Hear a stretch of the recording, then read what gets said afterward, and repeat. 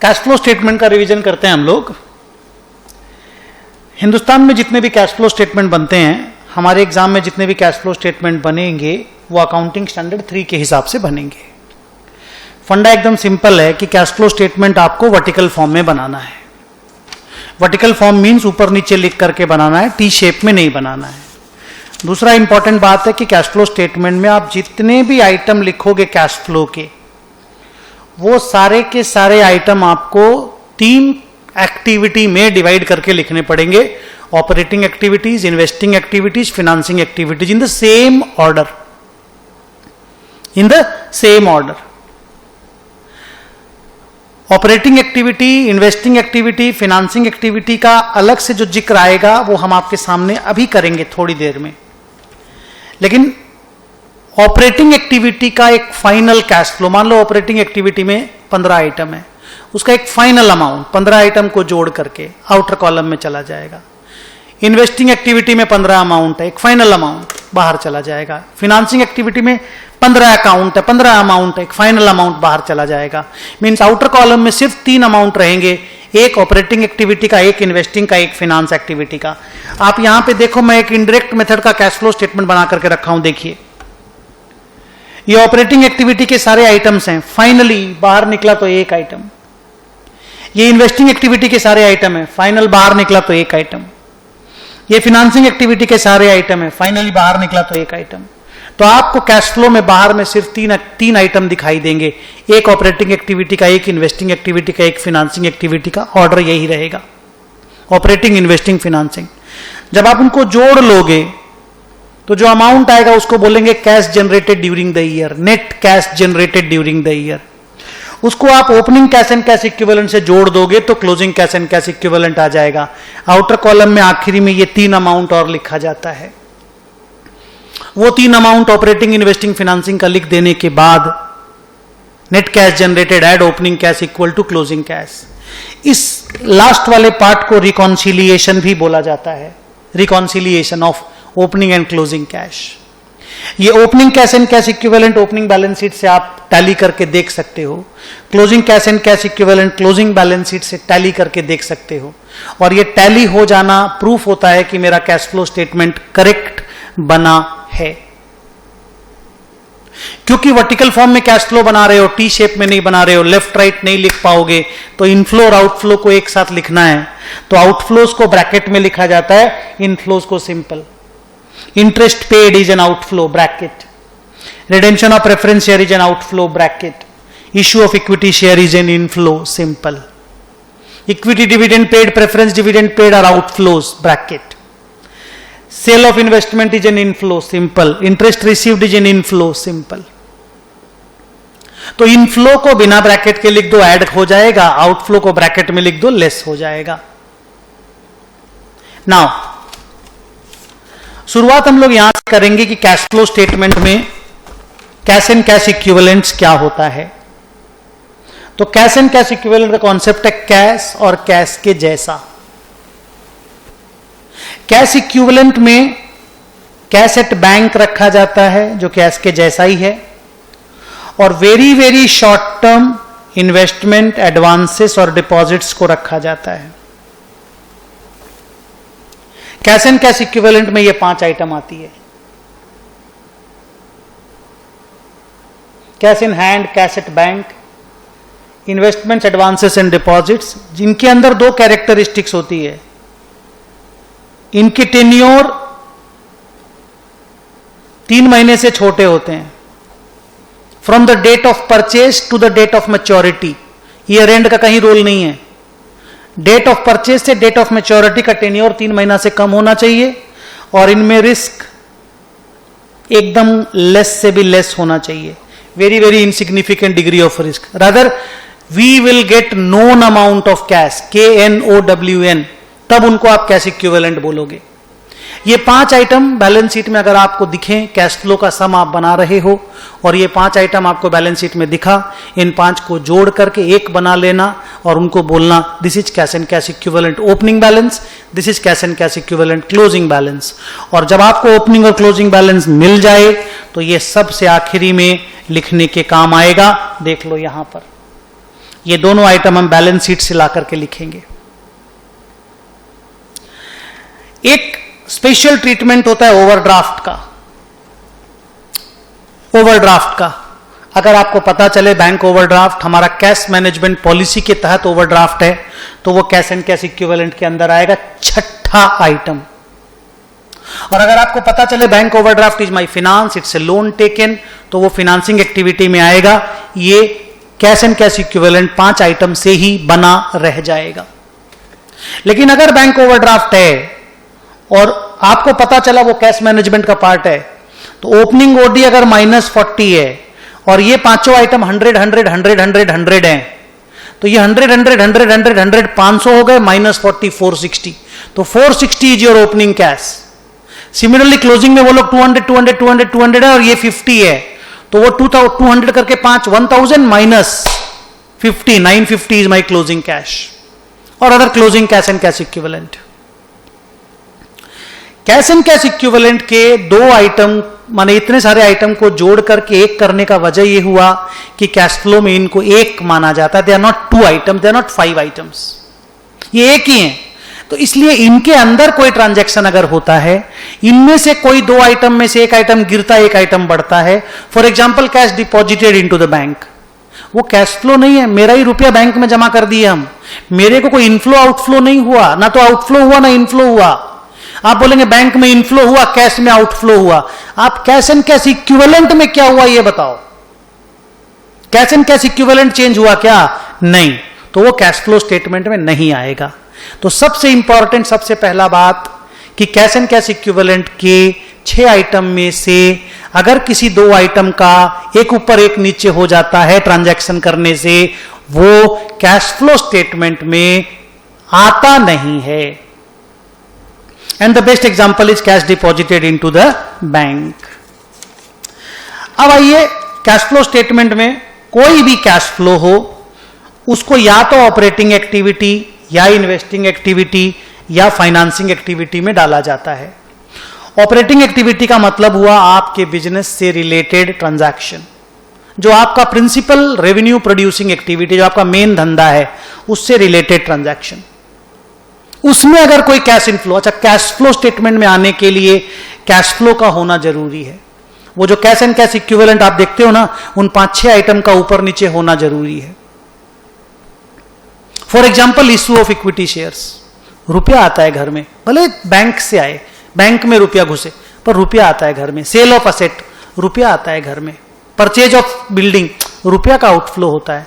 तो इसी तरह के आइटम कैश फ्लो स्टेटमेंट में आएंगे जिससे कैश फ्लो होता है। अगर किसी ट्रांजैक्शन से कैश फ्लो नहीं हुआ तो वो कैश फ्लो स्टेटमेंट में नहीं आएगा। For example credit purchase of machinery, credit purchase of machinery का एंट्री होता है machinery account debit to creditor account, कहां पे कैश फ्लो हुआ? तो ऐसा आइटम कैश फ्लो स्टेटमेंट में नहीं आता। तो to be classified, to get included in the cash flow statement, an item must have the impact of either cash inflows or cash outflows. Otherwise, bonus share issued cash flow में नहीं आता। Share issue हुआ पर bonus पैसा नहीं आया ना, लेकिन right share issue cash flow में आता है क्योंकि पैसे आते हैं।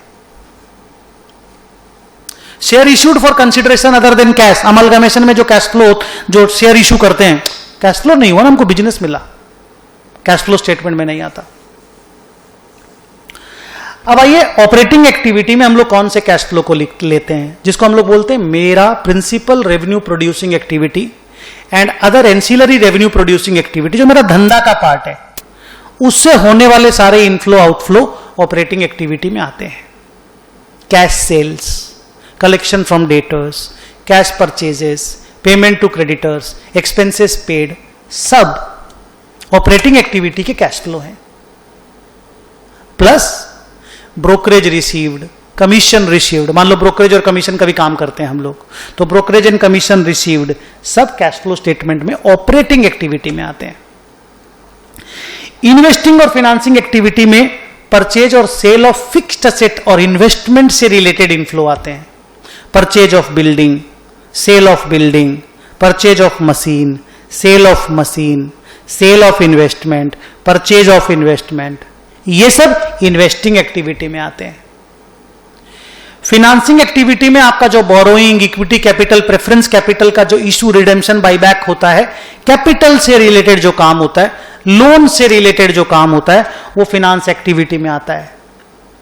Issue of equity shares, redemption of preference shares, buyback of equity shares, issue of debenture, redemption of debenture, loan taken, loan repayment, ये सब फिनांसिंग एक्टिविटी में आते हैं। याद रखिएगा, अगर आउटफ्लो है तो ब्रैकेट में दिखाना, इनफ्लो है तो सिंपल दिखा देना है विदाउट ब्रैकेट।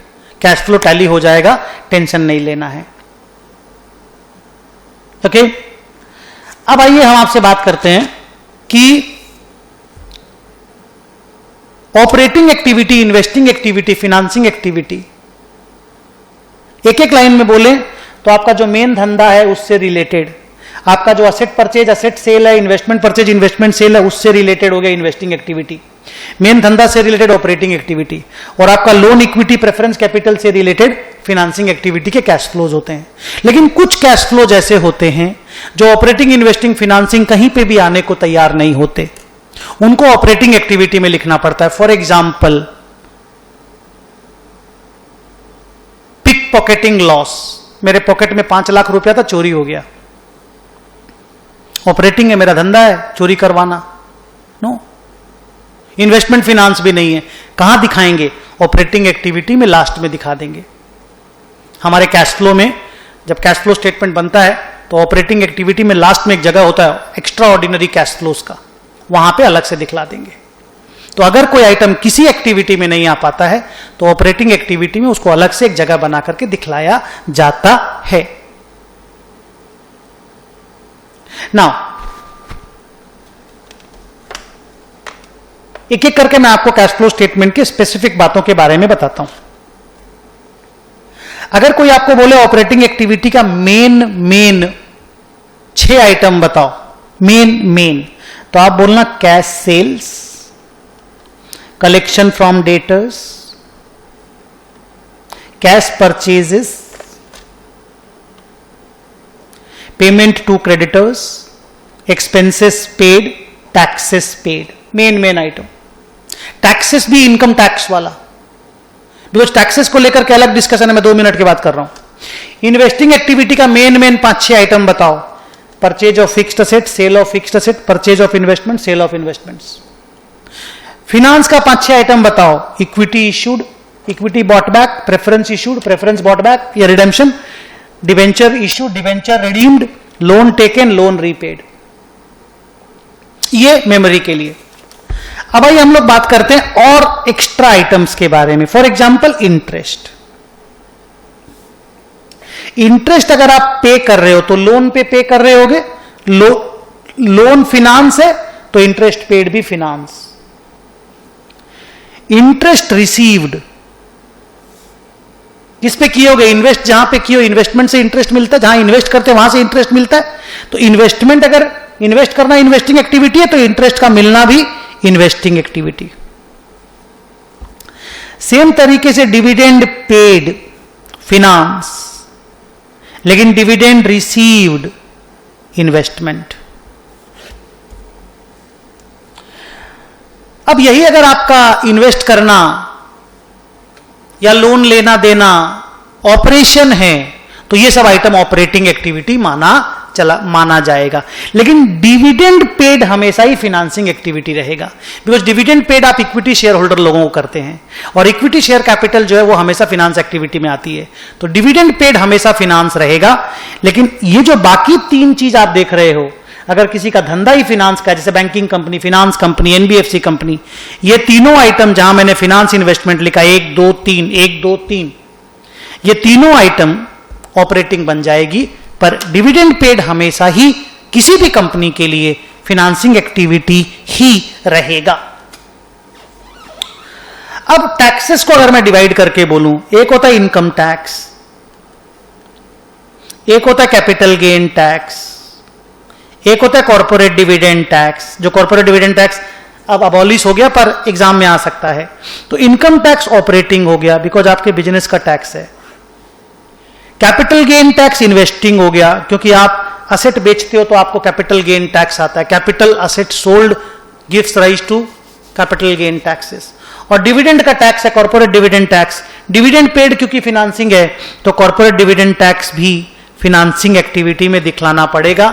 लेकिन जब भी आप टैक्सेस दिखलाओगे आपको अलग से उस रिस्पेक्टिव एक्टिविटी के अंदर में टैक्सेस पेड आपको अलग से दिखलाना पड़ेगा। आप यहां पे देखिए, मैं आपको एक लिस्ट बना करके दिया हूं, देखिए एक illustrative list of operating items, कितना सुंदर बनाया हुआ देखिए। कैश सेल्स कलेक्शन फ्रॉम, अच्छा ये डायरेक्ट मेथड का, आपको मालूम होगा कैश फ्लो में ऑपरेटिंग एक्टिविटी के दो मेथड चलते हैं, डायरेक्ट और इनडायरेक्ट। डायरेक्ट मेथड में इस तरह से सीधे सीधे कैश फ्लो लिखा जाता है, इनडायरेक्ट मेथड में प्रॉफिट को कन्वर्ट करके कैश फ्लो बनाया जाता है। I am discussing that in the next few minutes. देखिए cash sales, collection from debtor, cash purchases, payment to creditors, expenses paid, सीधा बिजनेस का हार्ड कोर ऑपरेटिंग आइटम को लिख दिया गया। जो आंसर आया उसका नाम दे दिया गया cash from operation. Question paper में अगर डायरेक्ट मेथड का कैश फ्लो बनाने आएगा तो आप इन 5 आइटम को ढूंढिएगा, ढूंढ के लिख दीजिएगा। इनका 5 आइटम का अंदर का ऑर्डर इंपॉर्टेंट नहीं है, लेकिन ऑपरेटिंग एक्टिविटी से शुरुआत कैश फ्लो की होनी चाहिए, वो जरूरत है। कैश फ्रॉम ऑपरेशन आ जाने के बाद टैक्सेस पेड, और उसके नीचे फिर वो जो डेकॉइटी लॉसेस या कंपेंसेशन रिसीव्ड, उस तरह का जो एक्स्ट्रा ऑर्डिनरी आइटम जो कहीं नहीं आ पाता, वो लिख देने के बाद आपका फाइनल आउटफ्लो माने फाइनल फिगर आउटर कॉलम में चला जाएगा, जिसका नाम होगा cash from operating activity. Direct method में ये जो कैश फ्रॉम ऑपरेशन है, कैश फ्रॉम ऑपरेशन, ये 5 आइटम लिख के आ जाता है। इनडायरेक्ट मेथड में यही कैश फ्रॉम ऑपरेशन निकालने के लिए हमें दुनिया भर का झमेला करना पड़ता है, जो मैं थोड़ी देर के बाद बताऊंगा। लेकिन इनडायरेक्ट मेथड में भी कैश फ्रॉम ऑपरेशन आ जाने के बाद टैक्सेस पेड और कंपेंसेशन पेड वगैरह वैसे ही लिखा जाता है जैसा आप यहां डायरेक्ट मेथड में देख रहे हो। और इनडायरेक्ट मेथड में इन्वेस्टिंग और फिनांसिंग एक्टिविटी डायरेक्ट मेथड से अलग नहीं होता। डायरेक्ट और इनडायरेक्ट मेथड सिर्फ ऑपरेटिंग एक्टिविटी के कैश फ्रॉम ऑपरेशन निकालने तक ही अलग है। उसके बाद पूरे कैश फ्लो स्टेटमेंट को अगर आप डायरेक्ट मेथड का इनडायरेक्ट मेथड का दोनों का देखोगे, इंच बाय इंच, सूता बाय सूता, अमाउंट बाय अमाउंट वो सेम रहता है। इन्वेस्टिंग एक्टिविटी का कैश फ्लो का आइटम सब देखिए, sale of fixed asset, purchase of fixed asset, sale of investment, purchase of investment, dividend received, interest received, capital gain taxes paid. 7 item बोल के मैं याद कराता हूं बच्चों को। ये कैश फ्रॉम इन्वेस्टिंग एक्टिविटी, ये आउटर कॉलम में चला जाएगा 400। कैश फ्रॉम फिनांसिंग एक्टिविटी को देखिए, issue of equity, buyback of equity, issue of preference, redemption of preference, issue of debenture, redemption of debenture, loan taken, loan repaid, interest paid, dividend paid, corporate dividend tax paid. 2 2 4 2 6 2 8 3 11 item याद करना पड़ता है, थोड़ा सा नाम खाली, amount तो फिर कैलकुलेट करना पड़ता है बच्चों को मेहनत करके। 7 7 11 ऑपरेटिंग के साथ, इन्वेस्टिंग के साथ फिनांस की 11 आइटम अगर ले लेते हो, cash flow statement predominantly direct method का बन जाता है। अब आपको 1-2 बात बतानी है कि जैसे जब आप इक्विटी इशू करते हो, हम लोग बोलते हैं 10 रुपया का शेयर 6 रुपया प्रीमियम में 16 रुपया में इशू किए। जर्नल एंट्री क्या है? Cash account debit 16, to equity capital 10, to security premium 6। Cash flow statement में कैश फ्लो कितना हुआ, ये आइटम है, देखो कैश फ्लो। ये कैश फ्लो नहीं है 10 अलग और 6 अलग, कैश फ्लो इज 16।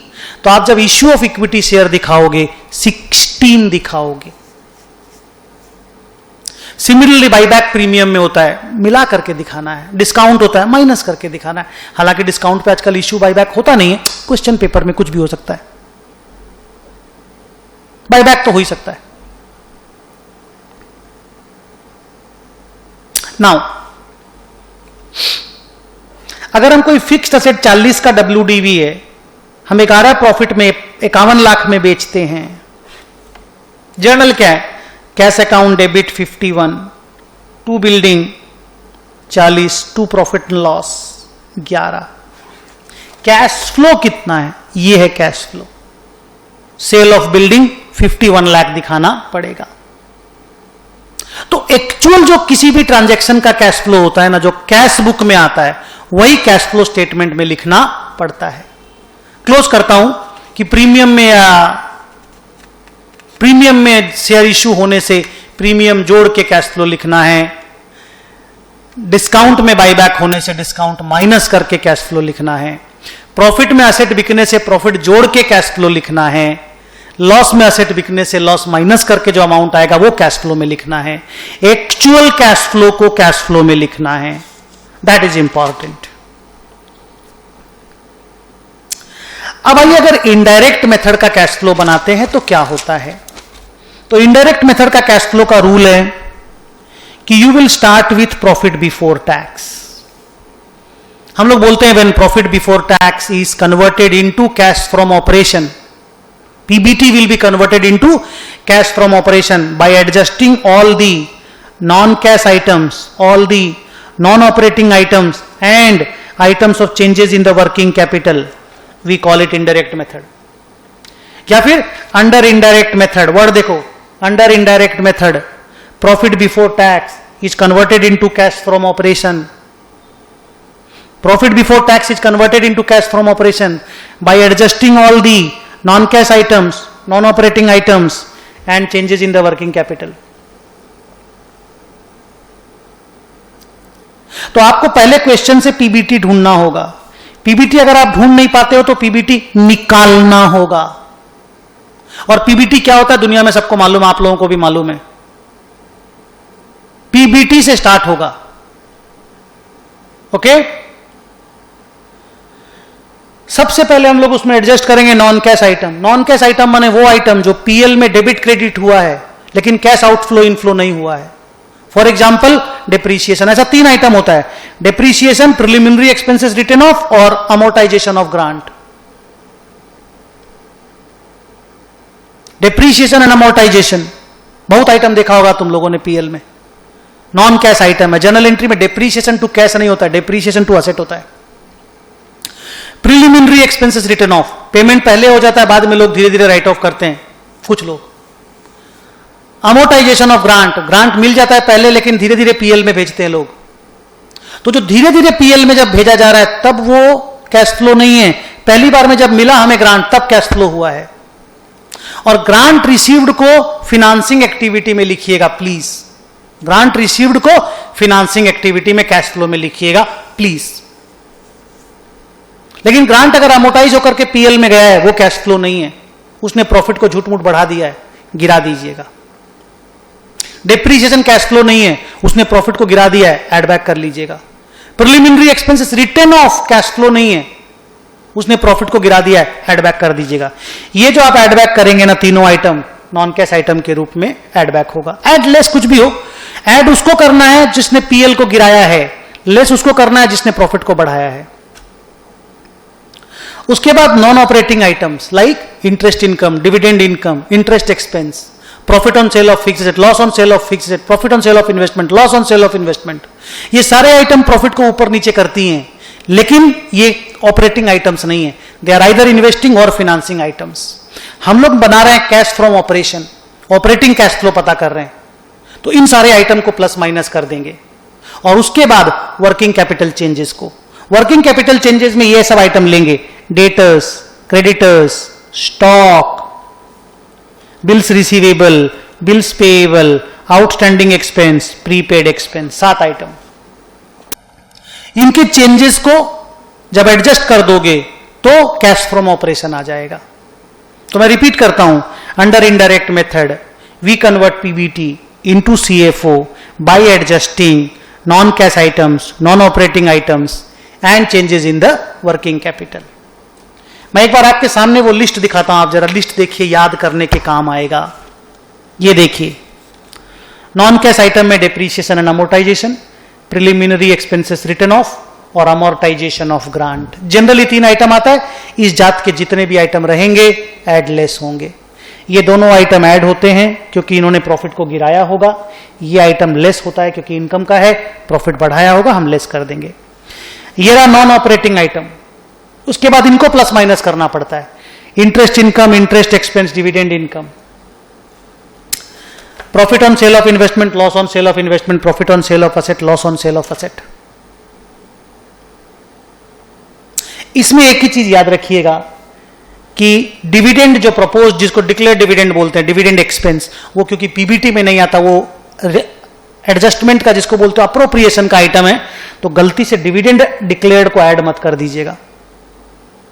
पीबीटी निकालने में भले वो ऐड हो जाएगा, लेकिन नॉन ऑपरेटिंग आइटम जो आप प्रेजेंटेशन में डालते हो वहां पे ऐड मत कीजिएगा, क्योंकि वो पीबीटी को गिराया बढ़ाया ही नहीं है, पीबीटी के बाद का आइटम है वो। And then working capital changes का 7 item, debtors, creditors, BR, BP, outstanding prepaid stock. ये देखिए एक इनडायरेक्ट मेथड का कैश फ्लो स्टेटमेंट का फॉर्मेट मैंने बना करके दिया, इस सम में मैं आपको दिखाता हूं। इनडायरेक्ट मेथड का नेट प्रॉफिट बिफोर टैक्स से मैंने स्टार्ट किया, depreciation, discount, return of, non cash items, interest income, interest expense, profit on sale of investment, non operating items. Adjust कर दिया तो बन गया cash flow before working capital changes. फिर सारे वर्किंग कैपिटल चेंजेस आ गए, वर्किंग कैपिटल चेंजेस आ गए तो बन गया कैश फ्रॉम ऑपरेशन। बस यही आइटम डायरेक्ट और इनडायरेक्ट मेथड में अलग तरीके से प्रेजेंट होता है, इतना दूर तक। इसके नीचे का डायरेक्ट और इनडायरेक्ट मेथड सेम है, बट फिर भी देखो, taxes paid, compensation received in a law suit, final cash flow बाहर आ गया। ये इनडायरेक्ट मेथड का एक प्रेजेंटेशन था। अब आइए मैं आपको 2-3 चीज बताता हूं।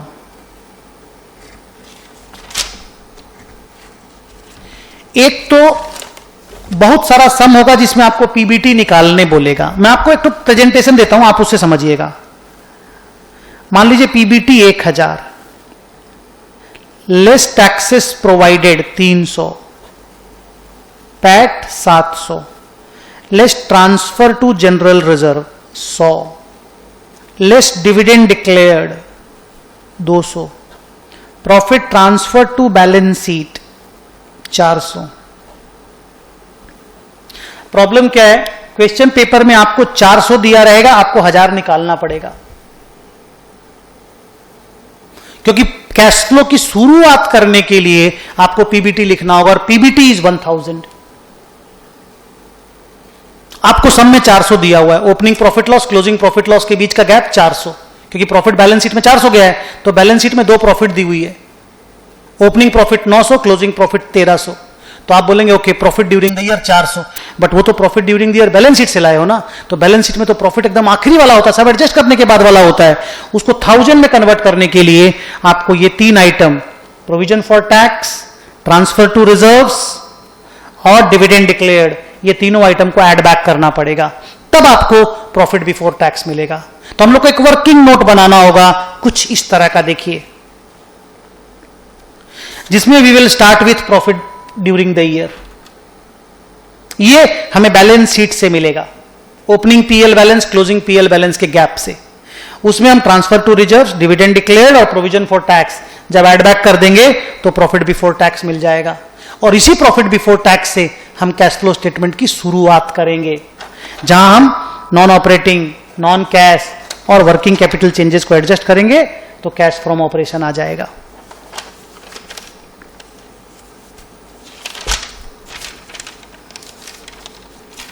ठीक है। अब आइए मैं आपको 1-2 चीज बताता हूं कि कोई भी आइटम जब आप इनडायरेक्ट मेथड से कैश फ्लो बनाते हो, इनडायरेक्ट मेथड से, और आप पीबीटी में आप ले जाके उन आइटम्स को ऐड लेस करते हो, जैसे यहां पे पीबीटी है, अब मैंने आपको बोला एक नॉन ऑपरेटिंग आइटम है इंटरेस्ट एक्सपेंस। अब प्रॉब्लम क्या होती है, इंटरेस्ट एक्सपेंस और इंटरेस्ट पेड 2 अलग अलग अमाउंट हो सकता है। फॉर एग्जांपल मेरा इंटरेस्ट एक्सपेंस साल का 6000 है, पर पेमेंट मैंने 5000 ही किया है। माई expense is 6000 accrued, but I paid only 5000। तो जब मैं इंटरेस्ट पेड लिखूंगा फिनांसिंग एक्टिविटी में, इंटरेस्ट पेड, तो हमको 500 ही लिखना पड़ेगा, because my payment is 500। Clear.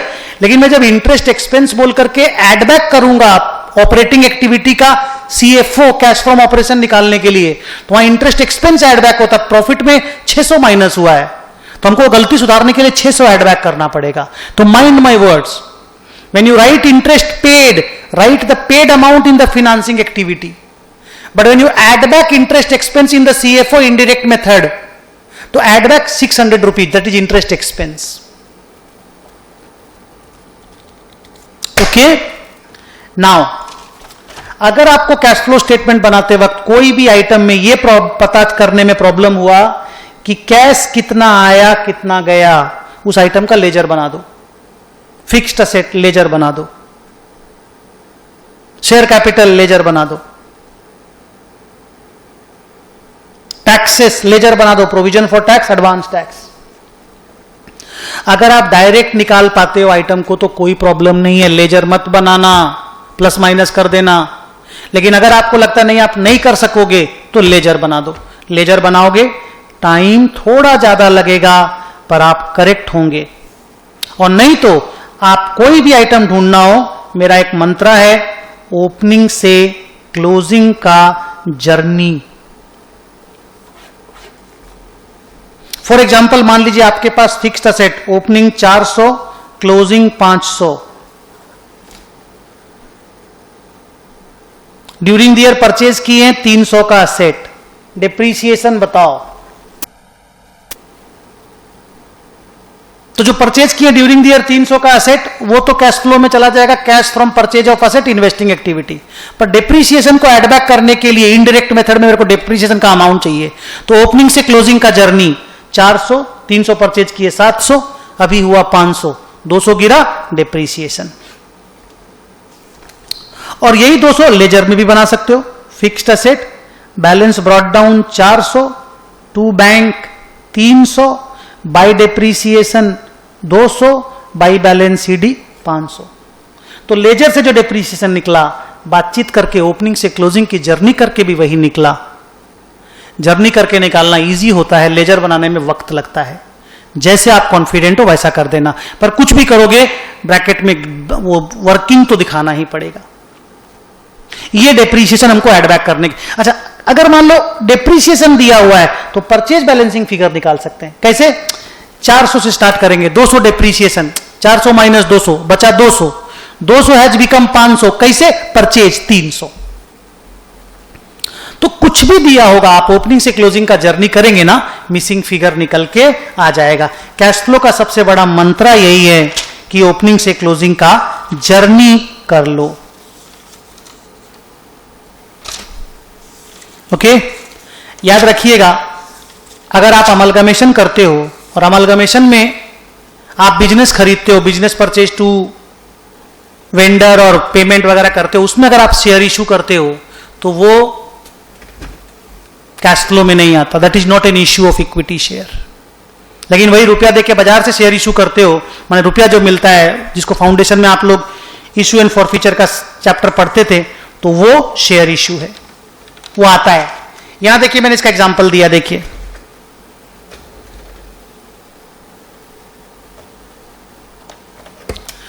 मान लीजिए मैंने एक बिजनेस एक्विजिशन किया, ये उसका नेटो है, ये पीसी है, ये गुडविल है। अब इसका कैश फ्लो का इंपैक्ट क्या होगा मैं बता रहा हूं। इसमें 1 रुपया भी कैश फ्लो में नहीं आएगा, क्योंकि कैश फ्लो हुआ ही नहीं है। आप देखिए, fixed stock, creditors, NATO, PC, goodwill.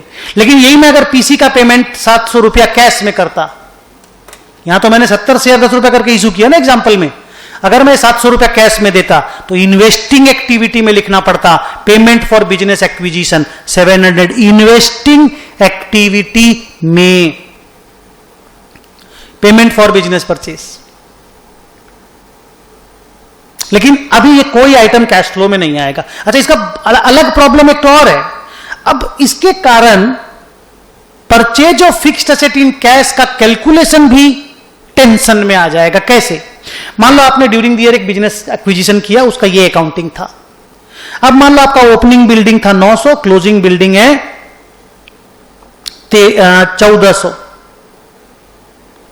और बिल्डिंग में कोई डिप्रीसिएशन नहीं है।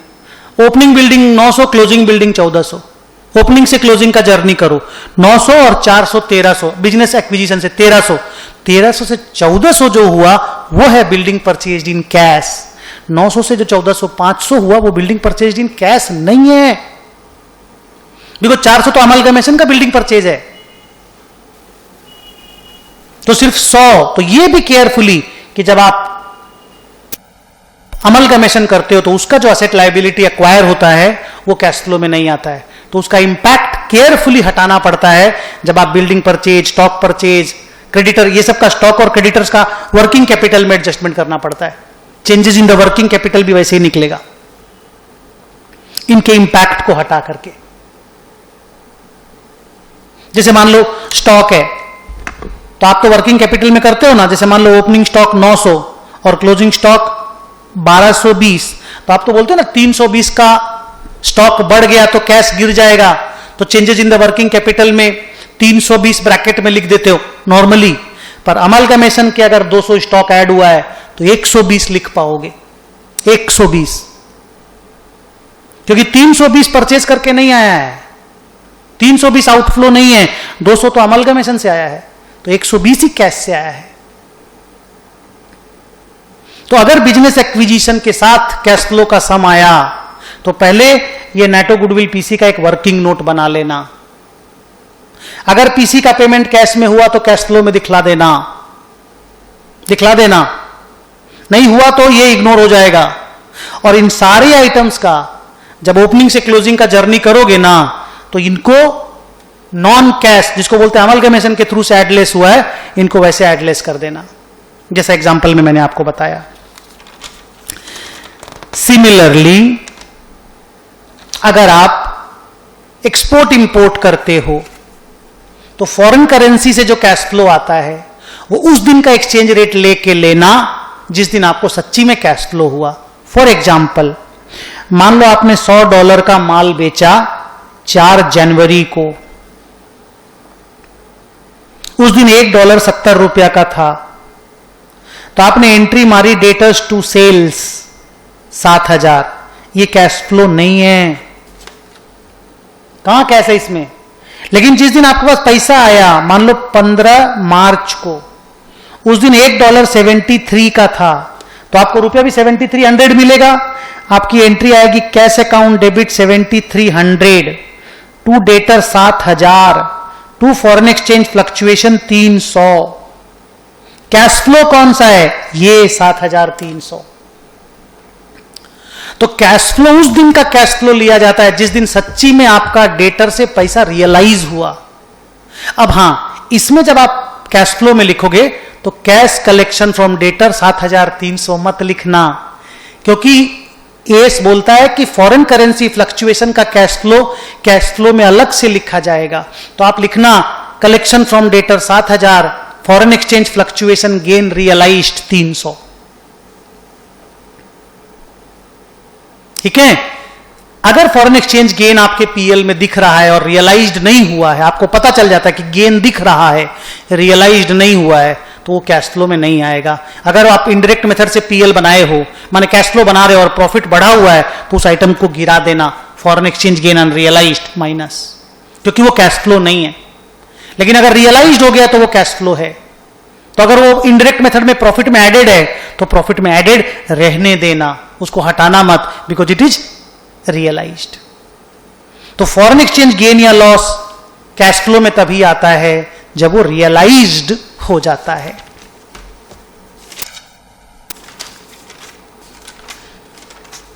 मैं आपको एक दो बात बोलता हूं। अगर आपका कैश फ्लो का क्वेश्चन आया और सिर्फ 2 बैलेंस शीट दिया हुआ है, पीएल नहीं दिया हुआ है, सिर्फ इनडायरेक्ट मेथड से सॉल्यूशन होगा।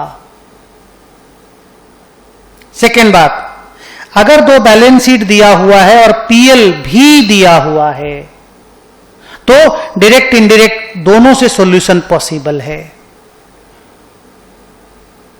जो क्वेश्चन मांगेगा उसके हिसाब से बना देना। कैश फ्लो में 3 तरह से क्वेश्चन आता है। एक सीधा कैश फ्लो का आइटम सब लिखा रहता है, आपको खाली सजाना पड़ता है। जैसे मैं आपको दिखा रहा हूं, ये वाला सम देखो,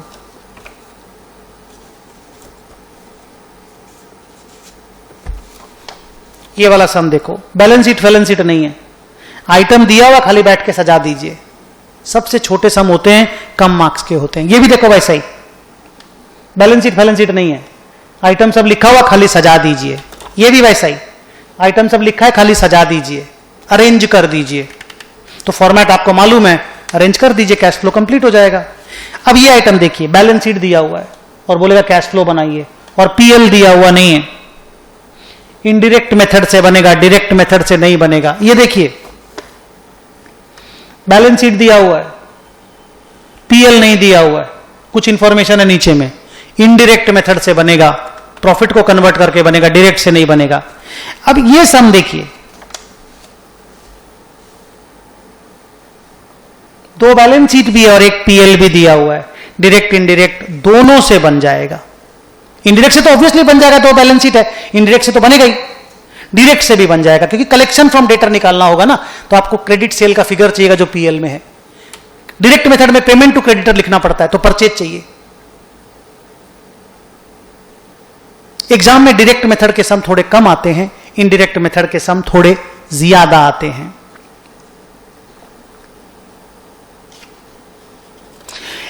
एक स्टाइल का सम आता है, देखिए इस स्टाइल का। इसमें क्या होता है कि एक बैलेंस शीट है, दूसरा बैलेंस शीट हमें पहले हाथ से बनाना पड़ता है, फिर हम कैश फ्लो बनाएंगे। तो सिंगल एंट्री कम कैश फ्लो, कंबाइंड सम।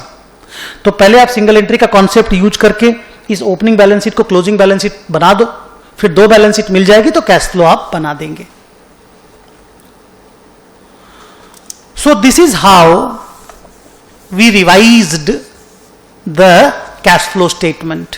अब कैश फ्लो स्टेटमेंट में आपको बैठ करके क्लास के, होमवर्क के, एक्सरसाइज के, इंस्टीट्यूट के सबके सम्स बनाने हैं।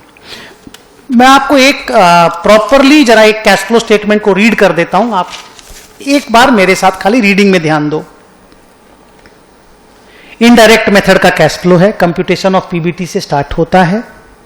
Profit for the year, transfer to general reserve, dividend declared, provision for taxes add कर दिए।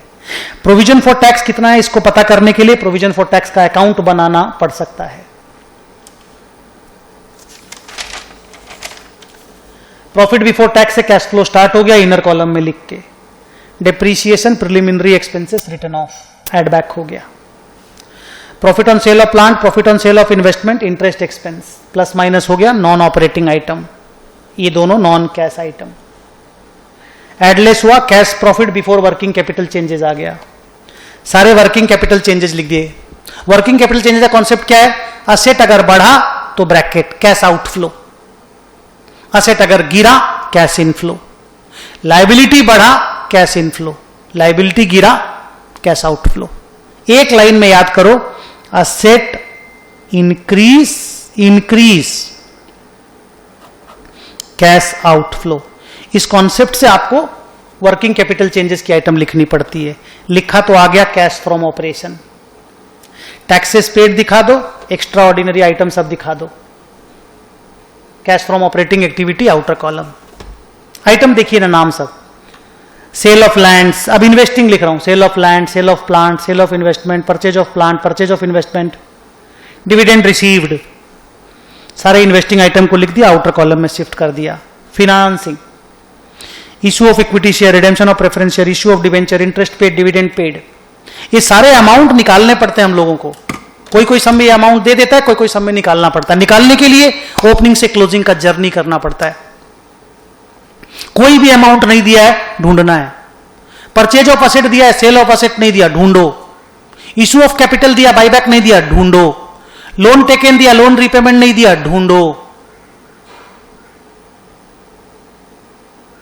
बिना ढूंढे कैश फ्लो बना दोगे तो टैली नहीं करेगा। सारा आइटम बाहर लिखने के बाद कैश जनरेटेड आ गया during the year, opening cash जोड़ा तो क्लोजिंग कैश आ गया। ये दोनों अमाउंट बैलेंस शीट से मिलता है, रिकॉन्सिलिएशन हम इसको बोलते हैं। So this is my revision of cash flow statement. Thank you.